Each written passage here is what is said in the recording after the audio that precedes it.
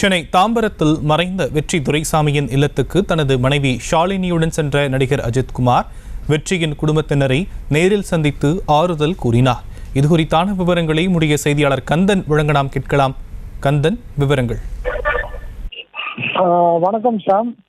Chennai நந்தனத்தி CID காலனியில் உள்ள இந்த முன்னாள் மேயர் சைதை துரைசாமியின் மகன் வெற்றி துரைசாமி தனது நண்பர்களுடன் கடந்த 4ஆம் தேதி இமாலய பிரதேசத்துக்கு வந்து காரில் சென்றுள்ளார்.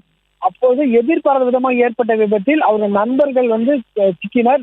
ஆனால் 8 நாட்களாக அந்த பகுதியில் அந்த வெற்றி துரைசாமி உடலை வீரர்கள் தேடி வந்தனர். இந்நிலையில் நேற்றைய தினம் அந்த வீரர்கள் அங்கிருந்த நதியில் அவரை சடலமாக மீட்டனர்.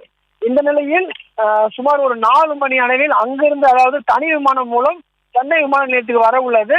அங்கிருந்து நேரடியாக நம்ம தாம்பரம் அருகில் உள்ள ராஜகீழ்பம், அதாவது சைதை துரைசாமி பண்ணை வீட்டில் சிறிது நேரம் உடல் வைக்கப்பட்டதாக கூறப்படுகிறது.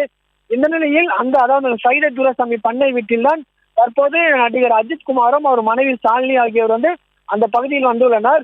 குறிப்பாக அங்கு இருப்பவர்கள், அதாவது உறவினர்களை அந்த துக்கம் விசாரித்து வருகிறார். குறிப்பாக வெற்றி துரைசாமியும் அஜித்குமாரும் நண்பர்கள் என்று கூறப்படுகிறது. இருவரும் இந்த பைக் ரேஸ், அதே போன்று பல்வேறு பகுதிகளுக்கு ஒன்றாக செல்வதாகவும் சொல்லப்படுகிறது. இந்த நிலையில் அஜித் தற்போது அதாவது அந்த துக்கம் விசாரித்து வருகிறார். இன்னும் சிறிது நேரத்தில் அவரது உடல் இன்னும், அதாவது ராஜகீழ் பக்கம் பண்ணை வீட்டில் வர உள்ளது. இங்கிருந்து நேரடியாக சிஐடியில் உள்ள, அதாவது நந்தன சிஐடியில் உள்ள பகுதிகளுக்கு உடல் எடுத்து சென்று அங்கிருந்து கண்ணம்மா சுடுகாட்டு இறுதி உரை நடைபெறுகிற உள்ளது. அது மட்டும் இல்லாமல் அவர் ஐஏஎஸ் அகாடமியில் படித்த ஏராளமான மாணவ மாணவிகள் அந்த சிஐடியில் குவிந்துள்ளனர். இன்னும் சற்று நேரத்தில் அதாவது 4-4:30 மணி அளவில் அவர் உடல் இந்த ராஜகீழ் பண்ணை வீட்டில் வர உள்ளதாக கூறப்படுகிறது.